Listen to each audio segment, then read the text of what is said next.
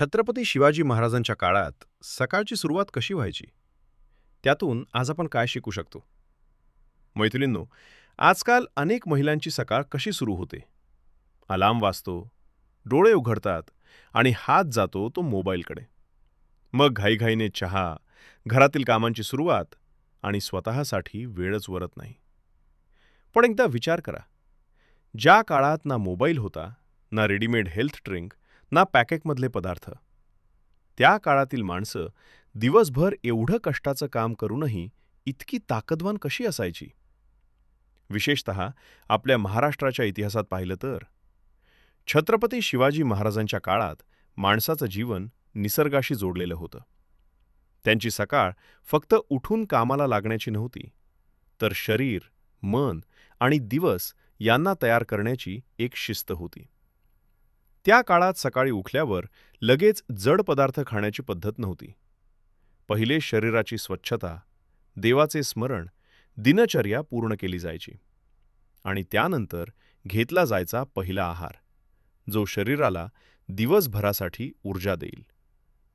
आज आपण सकाळी उठल्यावर अनेकदा फक्त चहा आणि बिस्किटांवर दिवस सुरू करतो.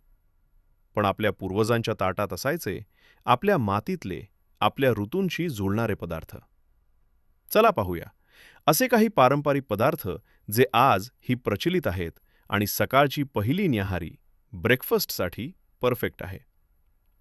पहिला पदार्थ, नाचणीची आंबील. महाराष्ट्रात नाचणीला खूप महत्त्व होते.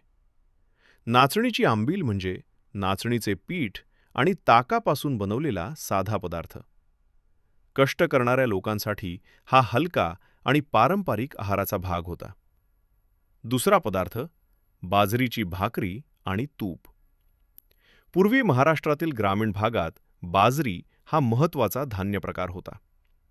सकाळी ताजी बाजरीची भाकरी, त्यावर थोडे तूप किंवा लोणी आणि सोबत ताक, हा साधेपणातला पौष्टिक आहार होता.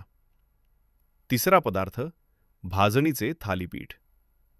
आपल्या आजींच्या स्वयंपाकघरातील हा एक खास पदार्थ.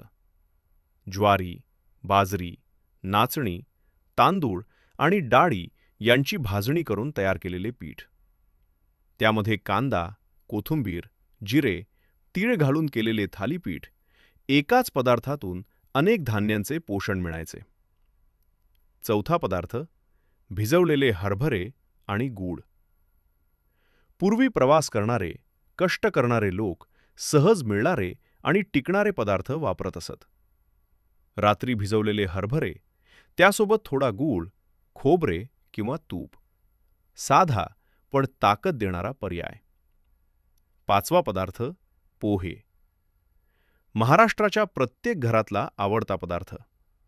पोहे, शेंगदाणे, कांदा, कढीपत्ता आणि लिंबू.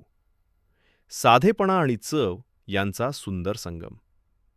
पण मैत्रिणींनो, याचा अर्थ असा नाही की आज आपण पूर्णपणे जुन्या काळात परत जायचं.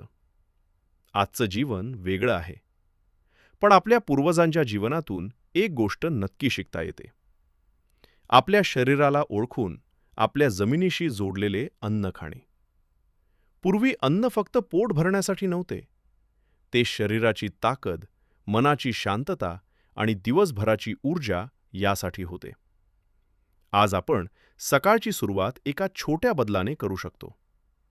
उठल्यावर घाईघाईने काहीही खाण्याऐवजी आपल्या शरीराला योग्य असा पौष्टिक पहिला आहार निवडूया. कारण आपल्या आजींच्या स्वयंपाकघरात फक्त रेसिपी नव्हत्या, तर पिढ्यानपिढ्यांचे अनुभव आणि आरोग्याचे ज्ञान दडलेले होते. अशाच आपल्या परंपरा, आयुर्वेदिक ज्ञान आणि विसरलेल्या सवयी आजच्या जीवनात कशा वापरायच्या हे जाणून घेण्यासाठी आपल्या चॅनलला सबस्क्राईब करा.